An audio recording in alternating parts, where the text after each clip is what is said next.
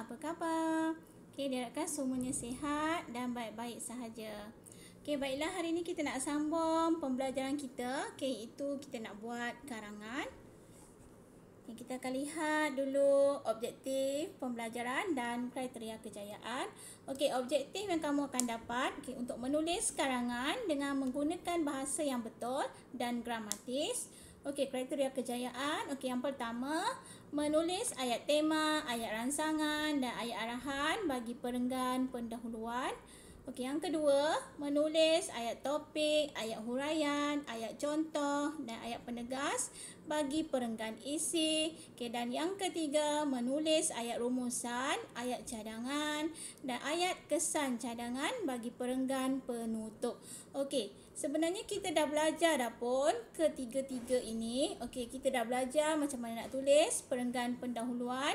Kita dah belajar macam mana nak tulis perenggan isi. Dan kita pun dah belajar macam mana nak tulis perenggan penutup. Okey, jadi hari ini ulangan sahaja dan tajuk soalan yang berbeza. Okey, perenggan pendahuluan. Okey, apa yang perlu ada dalam perenggan pendahuluan? Okey, iaitu ada 3 ayat. Okey, yang pertama, ayat tema. Okey, iaitu yang merujuk kepada tema karangan. Okey, apa tema karangan kita? Okey, katakanlah tentang gejala buli, jadi temanya tentang gejala buli, atau tema tentang pelancongan. Jadi tentang pelancongan lah. Okey. Kemudian ayat rangsangan, ayat berkaitan dengan tema, kemudian ayat arahan, merujuk kepada kehendak atau kata kunci soalan. Okey, inilah yang arahan dia ni, ayat arahan dia ni yang kita nak masukkan. Apa kehendak soalan. Jadi kita kena tahulah bila kita dapat soalan. Okey, kita lihat kat sini contoh. Huraikan usaha-usaha untuk meningkatkan industri pelancongan di Malaysia. Okey, soalan, cikgu dah terus ambil soalan sahaja. Huraikan usaha-usaha untuk meningkatkan industri pelancongan di Malaysia. Okey, tema kat sini ialah tentang industri pelancongan. Okey, jadi ayat tema, di Malaysia, industri pelancongan merupakan salah satu punca pendapatan negara yang diperoleh melalui pengaliran masuk wang asing. Okey, kemudian ayat rangsangan. Ayat rangsangan ni nak menghuraikan lagi ayat tema. Malaysia juga terkenal dengan destinasi hub halal dan menjadi tumpuan pelancong asing, terutamanya Asia Barat, Timur Tengah dan Asia Tenggara. Kemudian ayat arahan. Kita tengok balik soalan. Soalan tentang usaha-usaha untuk meningkatkan industri pelancongan di Malaysia. Jadi soalan inilah yang kita akan masukkan dalam ayat arahan. Oleh itu, terdapat pelbagai usaha yang dapat dilakukan untuk meningkatkan industri pelancongan di Malaysia. Okey, tapi untuk buat masa ini industri pelancongan kita memang tidak berjalan lah. Sebabnya kita mengalami PKP. PKP, PKPD, di Seremban PKPD lah. Okey, kita lihat pula perenggan isi. Kita doakanlah semoga COVID ni cepat berakhir supaya kita boleh keluar rumah kan. Boleh pergi jalan-jalan, makan angin, asyik duduk rumah je kan, penat juga kan.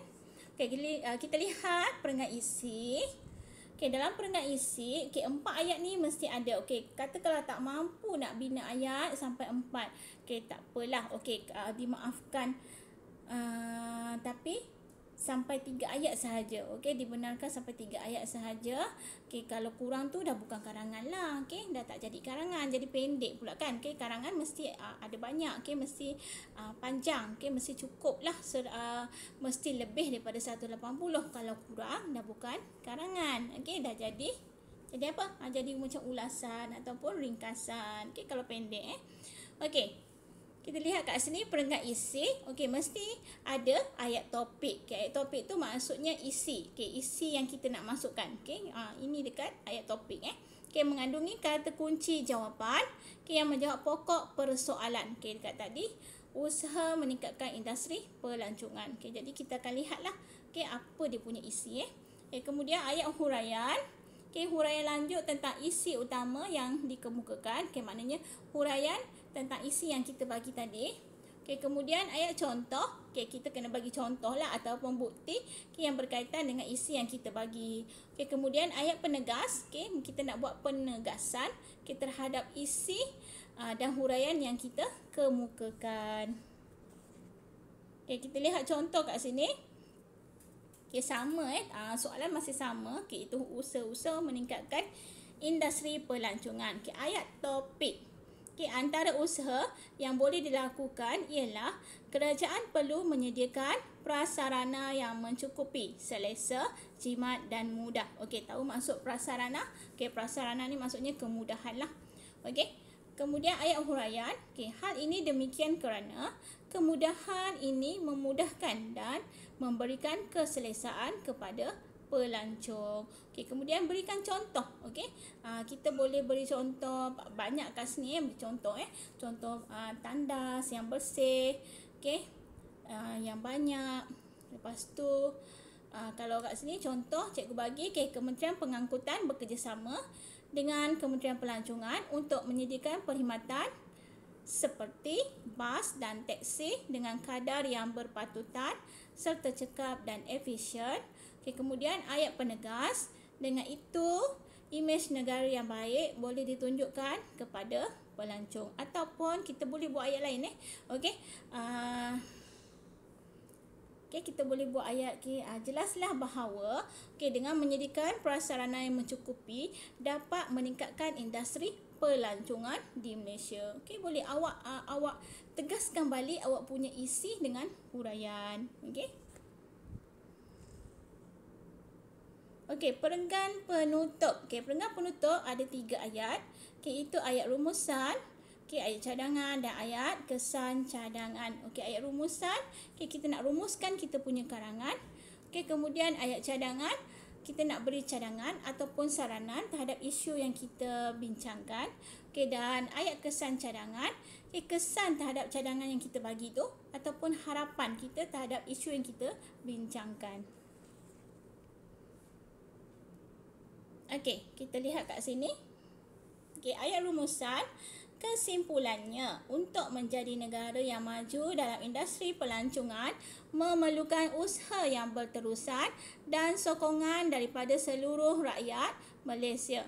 Okey, ayat cadangan. Okey, usaha dari semua pihak perlu bagi meningkatkan industri pelancongan di negara kita. Okey, ayat kesan cadangan.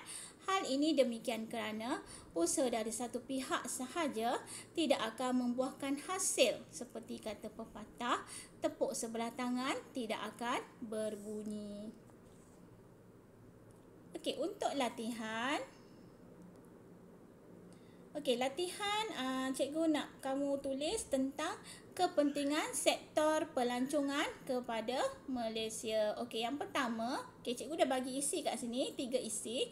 Okey, meningkatkan imej negara ke seluruh dunia.